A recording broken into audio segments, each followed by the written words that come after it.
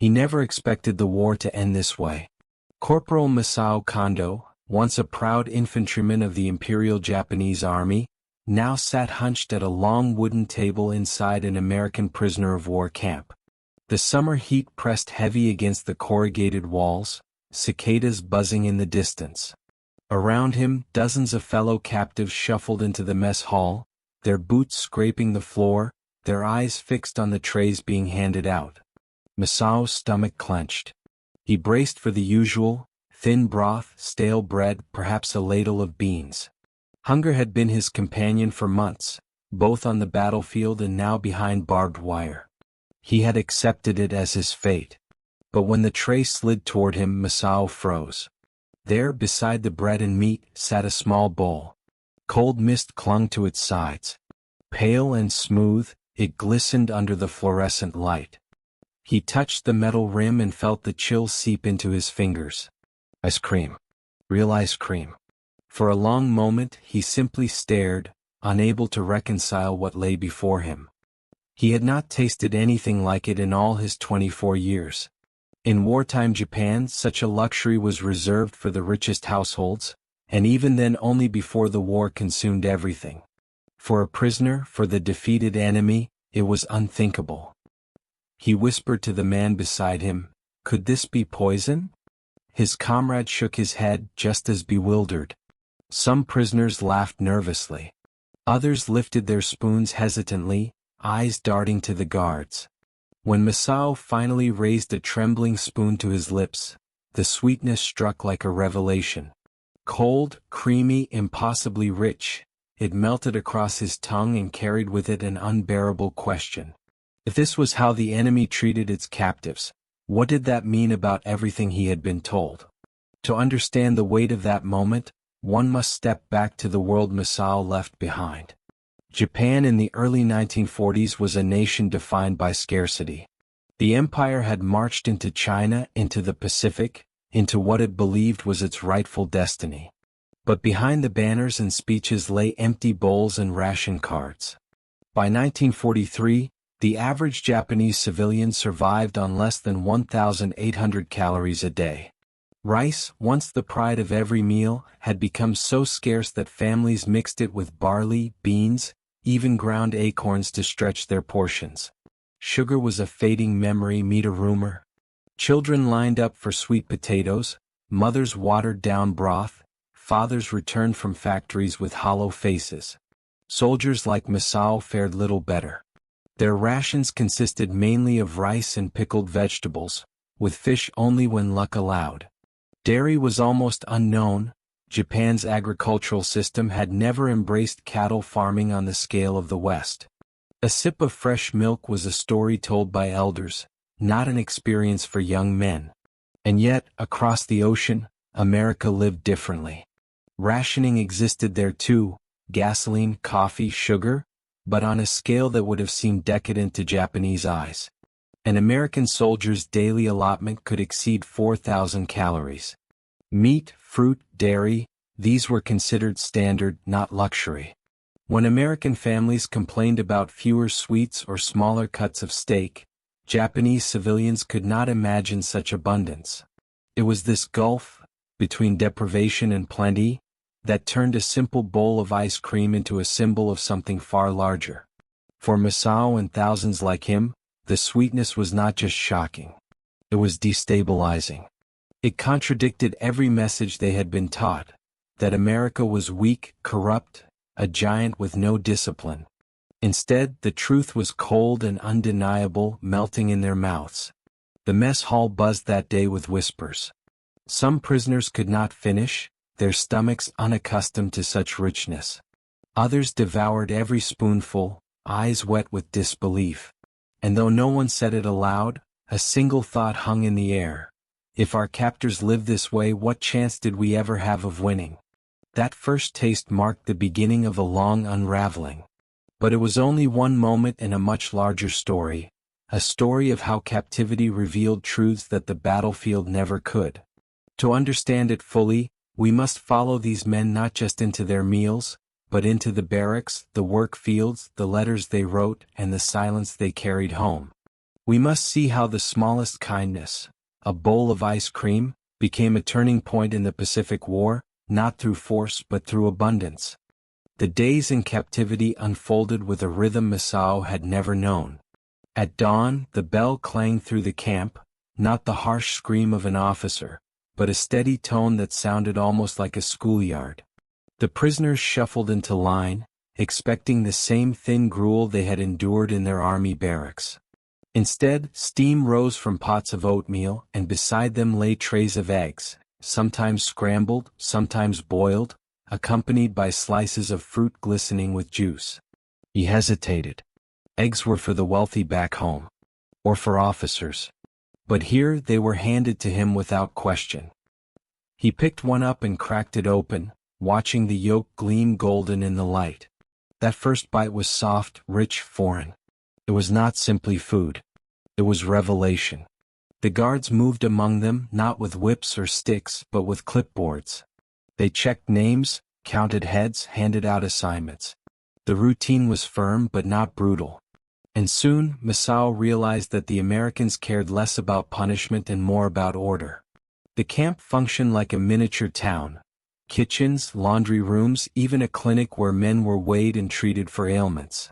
The clinic itself was a shock. In Japan, soldiers with malaria or beriberi often received little more than rice gruel and a stern command to fight through it. Here, American medics handed out tablets, injections, vitamins. Masao felt his body grow heavier within weeks, his hollow cheeks filling, his arms regaining the strength stripped by hunger.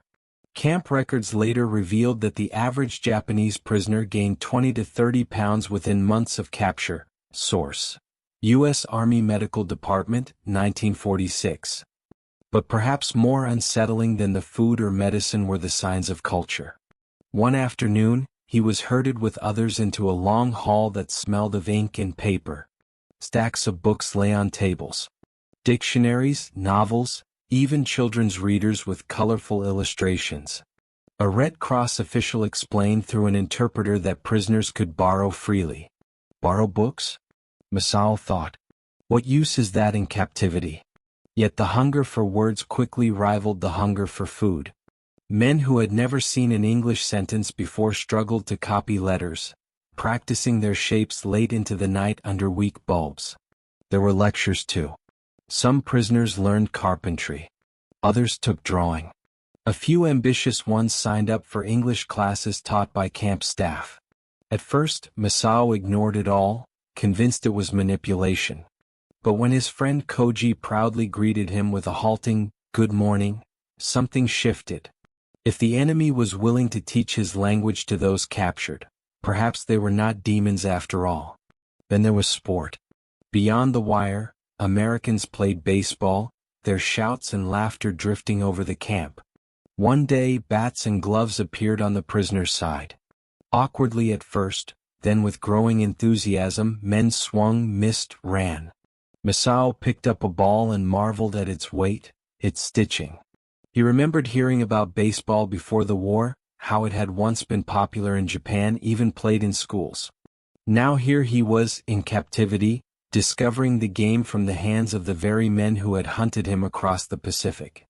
The rhythm of camp life created a contradiction sharper than any bullet. Each day dismantled a piece of the image he had carried into war, that America was weak, decadent, cruel. Instead, he saw order, abundance, even generosity. It gnawed at him more than fear ever could. And yet, there remained one sensation that dwarfed them all. On a stifling afternoon, when the Texas air seemed to stick in their throats, the prisoners lined up in the mess hall. Masao expected beans, perhaps some bread. But as he reached the counter, a soldier scooped a pale mound into his bowl. Cold air wafted upward, fogging the metal. He stared.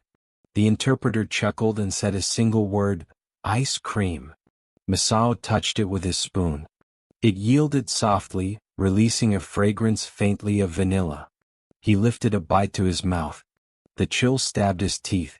Then came the sweetness, creamy and rich, dissolving faster than he could swallow. His chest tightened.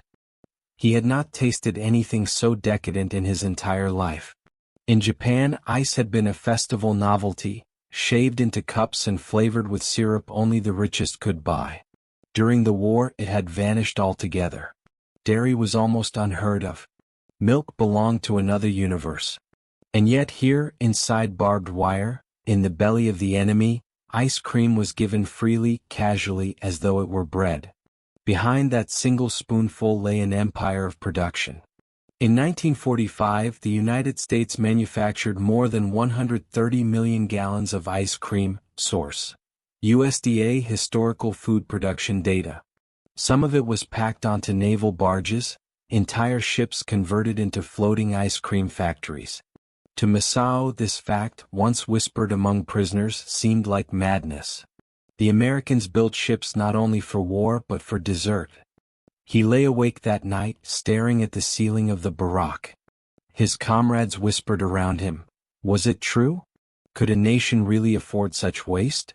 What did it mean about their strength? The propaganda he had memorized crumbled silently in his mind. He had been told America was soft, incapable of sacrifice. Yet here was proof of the opposite.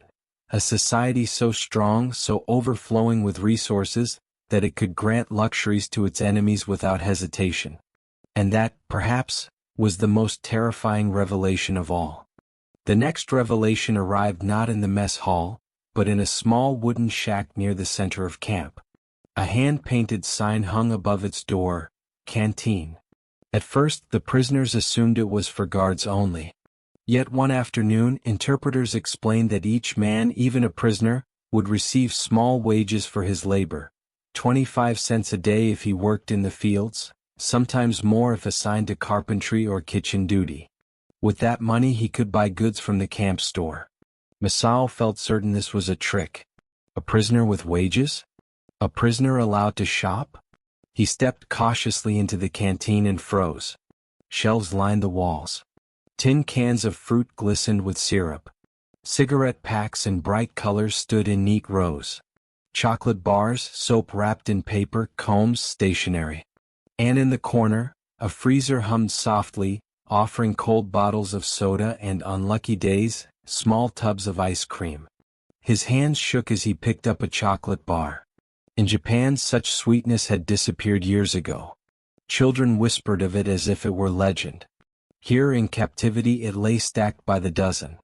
He turned the package over and over, trying to reconcile what he saw with everything he believed. Some men laughed nervously, afraid to touch anything. Others grabbed cigarettes immediately, lighting them with a hunger almost as deep as the hunger for food. Masao bought a bar of soap. He pressed it to his nose, inhaling the faint perfume, and thought of his mother boiling gray lye back home, scouring clothes with raw hands. The canteen became more than a store. It was a window into a world of surplus. Men traded, saved, pooled their wages to buy tins of peaches.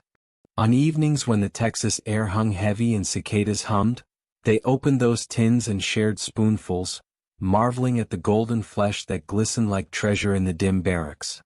But the abundance did not stop at goods. Work assignments brought prisoners face to face with American agriculture. Masao was sent to harvest corn under the blazing sun. He had known rice paddies all his life, narrow fields carved from hillsides, every grain counted. But here the corn stretched endless, row after row, taller than a man. Tractors roared across the fields, machines swallowing work that would have taken a village weeks to complete. At lunch, farm owners brought sandwiches thick with meat and jars of cold water packed with ice. The farmers treated the prisoners with wary courtesy. They did not mock nor abuse. For many it was simply business, hands to gather the harvest. Masao chewed his bread slowly, thinking of his father hoeing dry soil back home, praying for enough rain to coax a single crop from the ground. The contrasts multiplied. Waste was perhaps the most incomprehensible of all. In the camp kitchen, Masao watched cooks throw away entire trays of bread because they had grown slightly hard. In his village, that bread would have been softened in water, shared among 3 families. Here it was tossed to pigs or simply discarded. One prisoner muttered bitterly, "Even their garbage would feed us for a week." At first, Masao thought this must be deception, a theater stage to break their spirits. Surely America could not truly be so wealthy. Yet reports trickled in. Red Cross inspectors came and went, neutral observers who spoke politely and took notes. The rules, they explained, required Americans to feed prisoners as they fed their own soldiers. And America, it seemed, fed its soldiers like kings. Word spread among prisoners. Milk every day, meat every week, fruit in season. Some laughed in disbelief. Others cried quietly, thinking of their families surviving on watery rice back home. The shock was not only physical but spiritual. Propaganda had painted Americans as weak, indulgent, incapable of sacrifice. Yet the truth before their eyes suggested the opposite. A society so strong, so productive, that it could afford to treat enemies with dignity, and not collapse. Letters from home when they arrived only deepened the fracture. Families in Japan wrote of shortages, of children fainting in schoolyards, of mothers queuing before dawn for handfuls of millet. One letter reached Masao from his sister. "We eat bark sometimes. The little one asks for candy, but she has never tasted it." He folded the paper and wept into his blanket, the taste of canned peaches still fresh in his mouth. The camp canteen, with its shelves of chocolate and soap, became a symbol not of indulgence, but of unbearable comparison.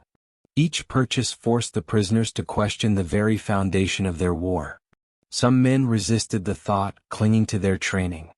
"This is bribery," one insisted. "They want us soft. They want us to betray Japan." He refused to eat ice cream, let chocolate melt untouched in his locker. Yet even he, gaunt and weary, could not resist the milk. He drank it slowly, eyes down, as though ashamed of his own body's relief. Others embraced the abundance eagerly. They wrote letters marveling at the food, the work, the curious kindness.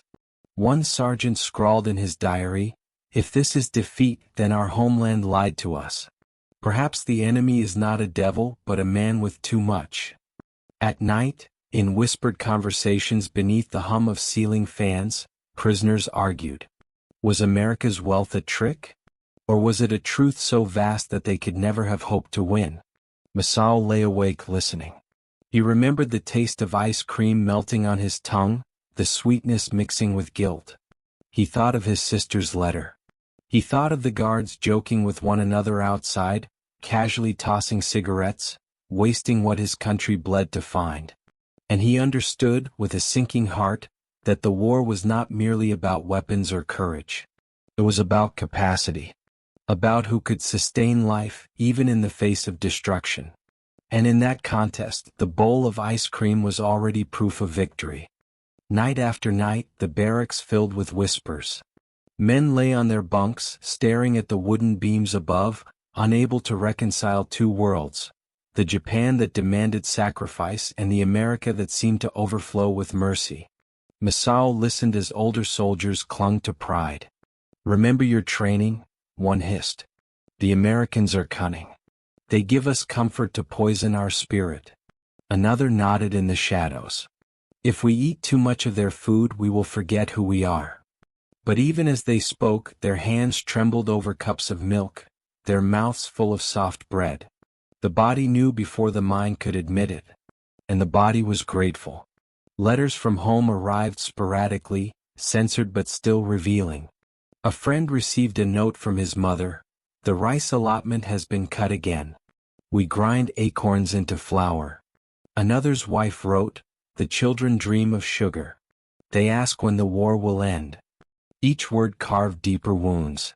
Here in enemy hands they ate more in 1 week than their families did in a month. The guilt was unbearable.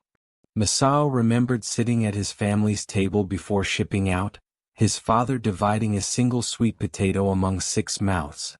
He had sworn then to fight until death to protect their sacrifice. Yet here he was, stomach full, lips stained with butter. The propaganda he had memorized thundered in his skull. He had been told that Americans were decadent, lazy, incapable of endurance. His officers had said they would break under hardship. But the reality of American camps suggested the opposite. This was not weakness. This was strength so vast that it could afford generosity.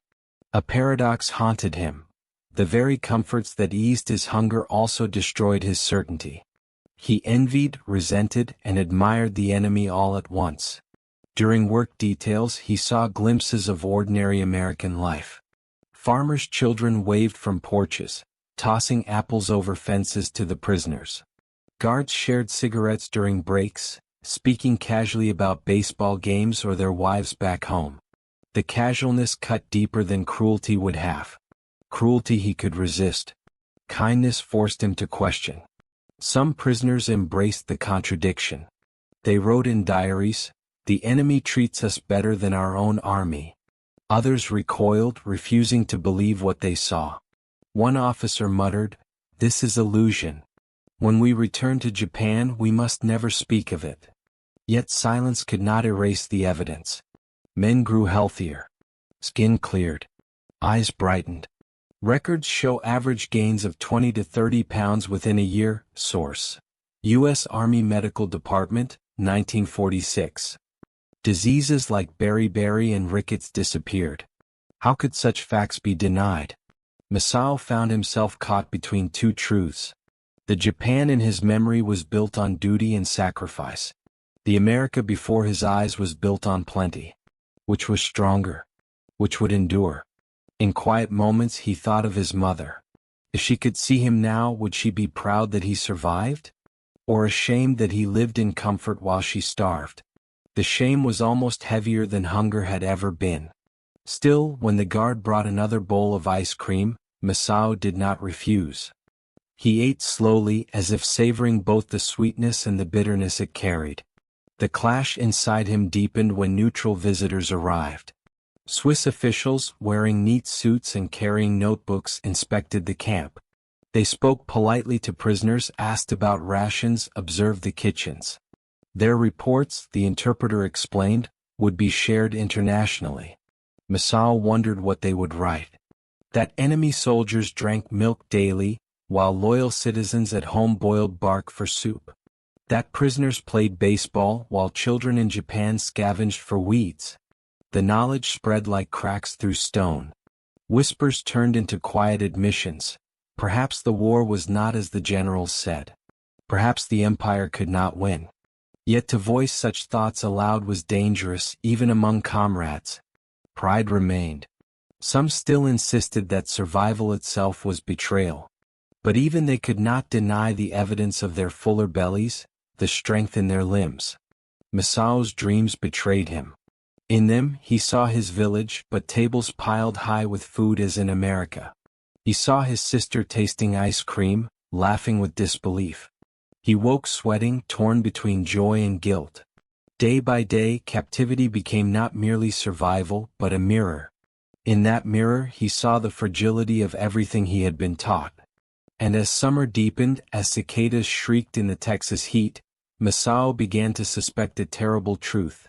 The war had been lost not only on battlefields, but in kitchens, on farms, in factories that could build ships just to carry ice cream.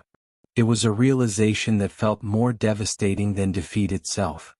The breaking point did not arrive with a single meal, nor a single day of labor. It came gradually, like water eroding stone. Yet there were moments so sharp, so undeniable, that no man could forget them. One such moment came when rumors spread through the camp. America had floating ice cream ships. The prisoners laughed at first. Absurd. Impossible. Who would build vessels for dessert while fighting a war across the globe? But then an interpreter confirmed it. A Navy barge had been converted into a factory, producing thousands of gallons of ice cream each day for sailors in the Pacific. Source: U.S. Navy Historical Center. Masao sat in stunned silence. A ship for ice cream. He imagined Japanese destroyers, rusting and starved for fuel, their crews gnawing on rice balls. And across the ocean, American ships churning butterfat into vanilla and chocolate. If this was true, and every whisper said it was, then the war was already unwinnable. Another shock arrived in the form of a visitor. A Swiss inspector toured the camp, noting conditions, recording menus, even complimenting the cleanliness of the kitchen. Days later, the prisoners heard that his report described their rations as equivalent to those of American soldiers. Source: ICRC Reports, 1944. Masao thought of his family again. They lived on scraps, yet he, a defeated soldier, ate like a victor. The contradiction became unbearable when new arrivals entered the camp. Wounded men from the Pacific staggered in, thin as shadows, expecting torment. When they tasted their first meal, some broke down in tears. One officer, gaunt and fevered, shouted, "This is lies. They are tricking us." But even he devoured his plate until nothing remained. The barracks buzzed with questions. Was this America's true face? Had their homeland lied all along? Could loyalty survive in the face of such overwhelming proof? Baseball games deepened the cracks. At first, the Japanese played clumsily, fumbling with bats and gloves. But soon they laughed with the guards, even sharing tips on pitching and swinging.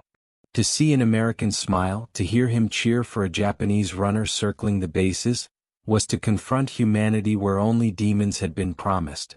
For Masao, the collapse came one evening when he overheard two guards complaining. "This ration coffee tastes like dirt," one said, tossing his mug aside. The other nodded, muttering, "Can't wait for real beans again." Masao stared in disbelief. The coffee they scorned would have been a treasure in Japan, enough to trade for days of food. If this was hardship for Americans, then his nation had never stood a chance. The transformation spread quietly but inexorably. Men gained weight, their cheeks rounder, their eyes clearer. The mirror betrayed them. They no longer looked like warriors of sacrifice, but ordinary men, healthier in defeat than in service. Camp records confirmed the change. Average prisoners gained 20 to 30 pounds within a year. Source: U.S. Army Medical Department. Malnutrition diseases vanished. Even dental problems improved, thanks to steady milk and fruit. The evidence was written into their very bodies. And with health came thought. If America could treat its enemies so well, what kind of nation was it? Was strength not found in deprivation but in abundance? Was victory not forged in starvation but in surplus? The most haunting moment came with a letter smuggled from home.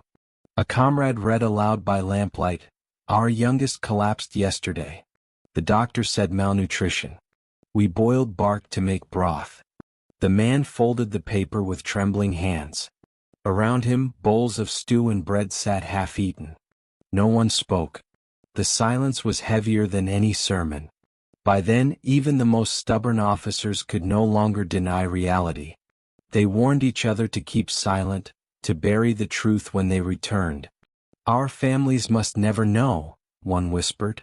But the truth was already etched into their hearts. Masao lay awake, replaying every lesson drilled into him.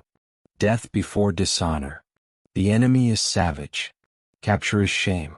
Yet none of it matched the world around him. Here the savage gave milk. The shameful fed him ice cream. The dishonor restored his health. His faith cracked, not with rage but with sorrow. He realized that propaganda had not merely exaggerated, it had inverted the truth. And in that realization the empire itself seemed to collapse within him. One evening, as he licked the last traces of ice cream from his spoon, he whispered to himself, "We were ready to die. Instead they gave us this." The sweetness lingered on his tongue, bitter with irony. It was not the enemy's weapons that had broken him. It was their generosity. With the collapse of certainty came a strange kind of awakening. Life in the camp, once endured in silence, now unfolded like an unexpected education. The prisoners were still captives, yes. The fences and guards never let them forget it. But within those boundaries something shifted. Books became a quiet revolution. The library swelled with donations, English primers, history volumes, even novels. Men who had once struggled to read kanji now stumbled through foreign words, mouthing them like secret codes. Masao joined reluctantly at first, sitting in the back of a class run by a young American corporal. The man was patient, repeating simple phrases. "My name is..." "How are you?" I am fine. At night, Masao practiced with Koji, trading clumsy greetings, laughing at their mistakes. It was humiliating but also liberating. They were no longer only soldiers of a defeated army, they were students again, men stretching toward something new. The camp also offered skills. Carpentry workshops buzzed with hammers. Agricultural lessons introduced fertilizers and techniques unknown in rural Japan. Some men learned mechanics, fixing trucks and engines under the supervision of guards who treated them less as enemies than as apprentices. Every new skill was both gift and wound. They knew their families back home lacked these opportunities. Why should captives be taught while civilians starved? The question hung in the air, never answered. Sports drew them closer still. Baseball, once foreign, became a common language. Games filled the evenings, dust rising from makeshift diamonds, cheers echoing off guard towers. Americans sometimes joined, blurring the line between captor and captive. To see a guard laugh as a Japanese runner slid into base was to witness the dismantling of an entire ideology. It was impossible to reconcile with the demonized enemy they had been trained to hate. The friendships that formed were cautious, fragile, but real. A guard named Miller sometimes shared stories of his farm in Iowa, describing snow, tractors, harvests of corn so vast they seemed endless. Masao listened, imagining his father's tiny field, the aching back, the bent hoe. The gulf between their worlds stretched immeasurable, yet the tone of Miller's voice was gentle, almost familiar. Not every prisoner welcomed this change. Some clung fiercely to pride, refusing to learn English, refusing to play. They warned others, "Do not forget who you are. Do not be fooled." But fewer listened as months passed. The weight of experience was stronger than the weight of orders. The most troubling realization came from their own bodies. Health returned. Muscles filled. Teeth healed. The mirror revealed men who looked not defeated but reborn. It was undeniable proof that life under the enemy was better than life under their own command. The shame of that knowledge was sharp, yet the relief could not be denied. Conversations grew bolder. Men speculated about the war's outcome. If America could waste bread, build ships for ice cream, supply prisoners as generously as soldiers, how could Japan endure? Rumors from guards hinted at bombings, at advances in the Pacific, at battles lost.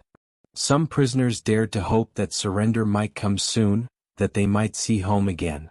Yet home itself had become a question. What would they carry back? Could they speak of the abundance they had seen? Would anyone believe them?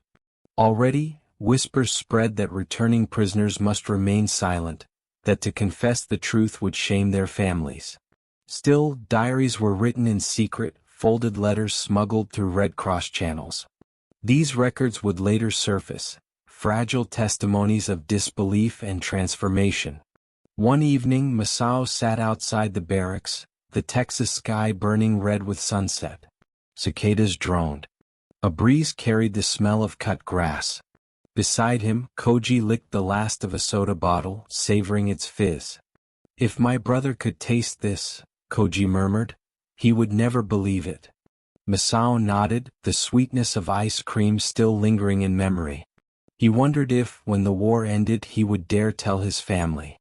Or would he, too, pretend that captivity had been suffering? For deep down he knew the truth. The Americans had broken something more enduring than his body. They had broken the illusion that sacrifice alone could sustain a nation. They had shown him that power could wear the face of kindness, that strength could taste like sugar. It was a realization he could never unlearn. The outside world crept into camp like a rumor carried on the wind. Guards talked among themselves not carefully enough. A headline glimpsed in an American newspaper used to wrap supplies. A whispered report from a Red Cross official. Bit by bit, the prisoners pieced together fragments of a war they no longer fought. At first, the news came in hints of defeats. An island lost here, a fleet battered there. Some prisoners dismissed it, clinging to faith in the empire. Others grew silent, staring at their bowls of food with new unease. If America could feed prisoners this way, what might it be feeding its armies? Then came the stories of bombing raids. Tokyo, Osaka, Nagoya. Names that were not just cities but homes.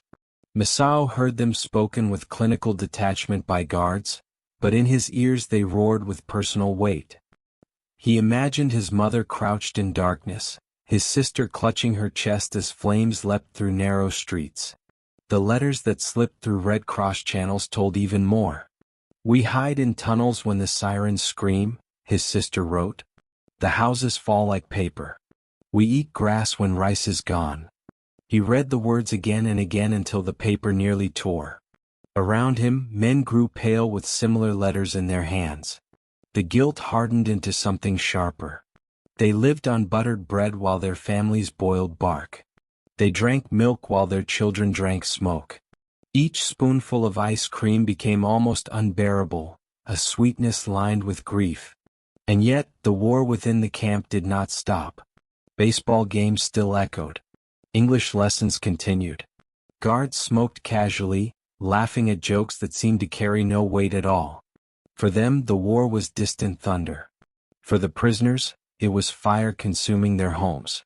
By 1945, the shape of defeat could no longer be denied. News spread of American forces pressing closer, of islands falling like stones into the sea. Then came the whispers of a new weapon, a bomb brighter than the sun itself. Hiroshima. Nagasaki. The names passed through the barracks in stunned silence. Men wept openly.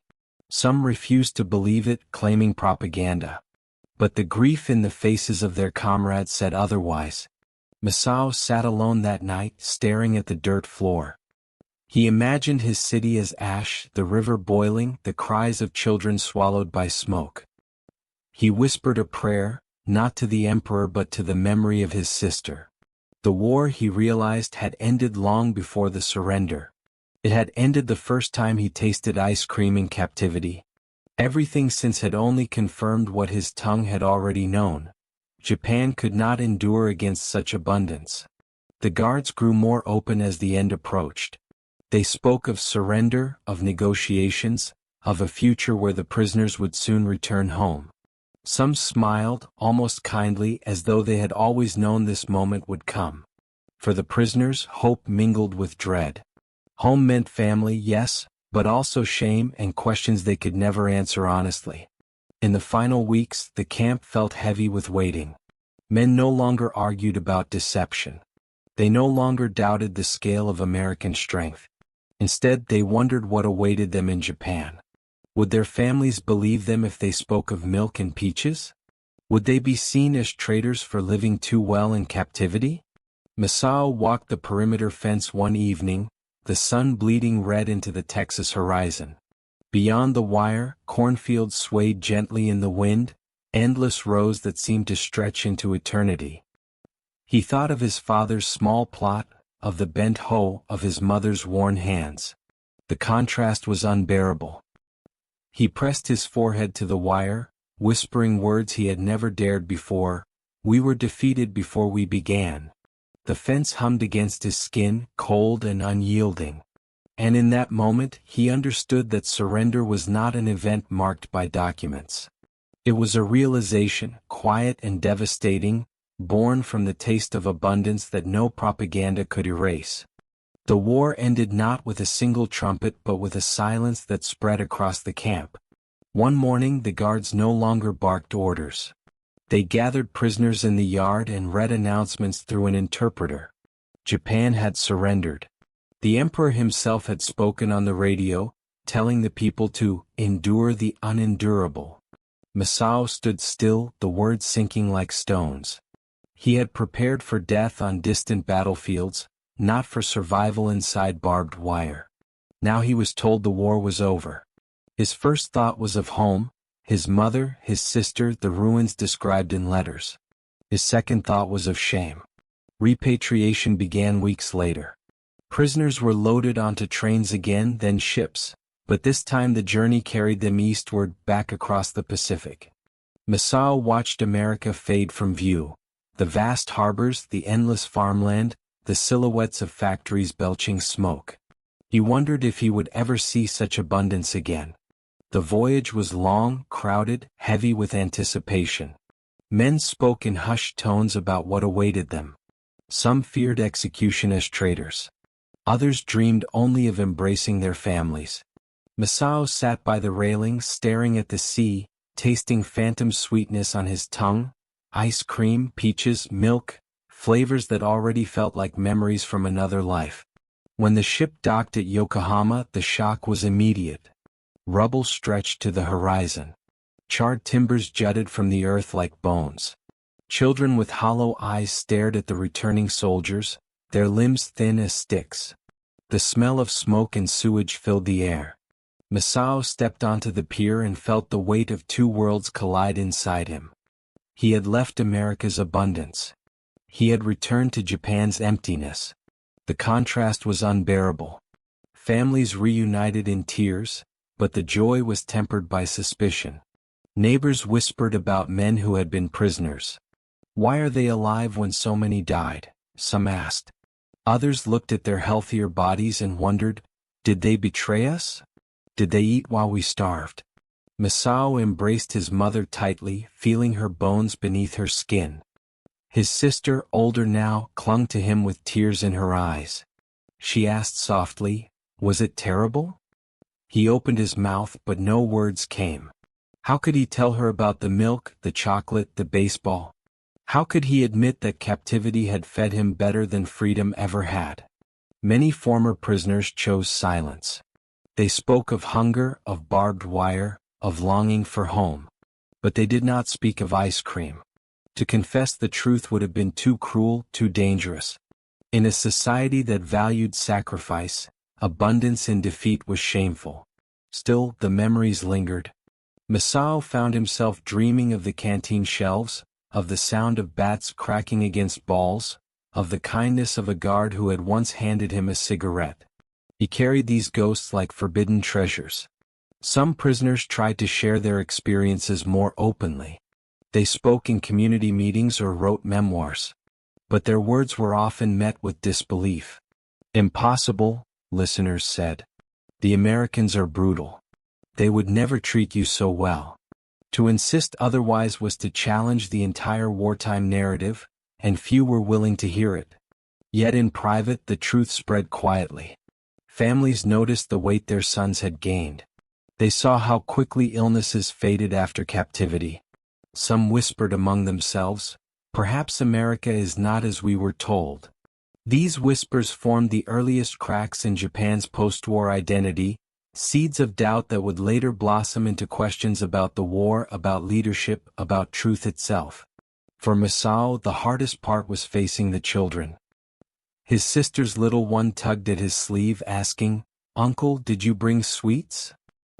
He looked into her hungry eyes and wished he could have carried even a single chocolate bar across the ocean. But the guards had taken everything before disembarkation. He shook his head, forcing a smile, hiding his shame. The paradox gnawed at him. He had survived, yes. He had returned home. But the taste of ice cream haunted him more than the sound of gunfire ever had. It was proof of a world larger than the one he had been told to die for. Proof that his nation had asked for sacrifices it could never repay. Proof that victory had been impossible from the beginning.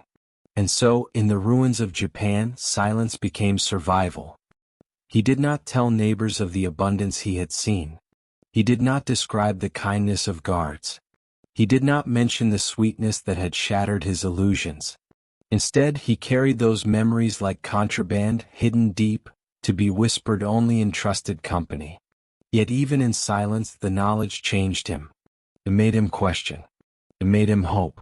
It made him wonder if, someday, Japan could learn not only from its defeat, but from the abundance that had so astonished its prisoners. The years after surrender unfolded like a second battlefield, one fought not with rifles but with memories.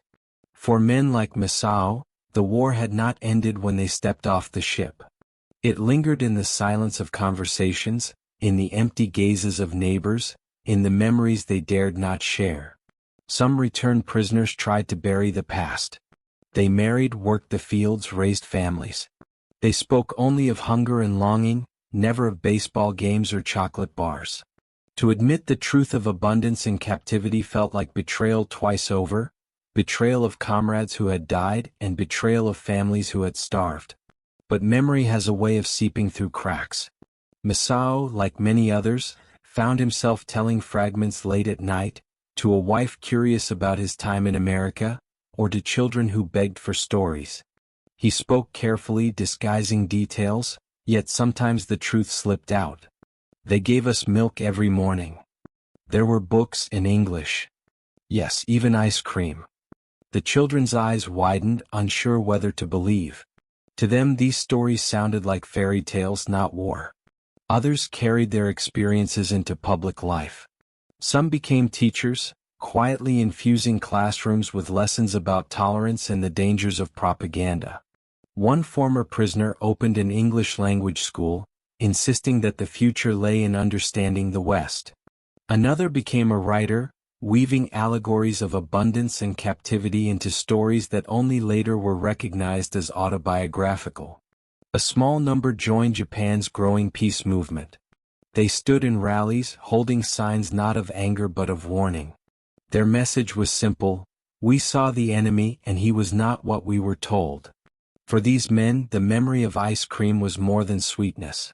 It was proof of how easily a nation could be blinded by lies. Masao never spoke at rallies. He lacked the courage for that. But he carried the memory like a secret ember. When his children asked why the war had been lost, he answered not with tales of bombings or generals, but with quieter truths. Because they had more than we did. More food, more machines, more of everything. We were already defeated. At reunions with other former prisoners, the subject sometimes surfaced. Men who had once shared bunks would reminisce in whispers. The taste of milk, the shock of soap, the unbelievable ice cream. Laughter mixed with tears. They marveled at how such small details had shaken their world more than any battle. Historians would later write of ships and strategies, of bombs and treaties.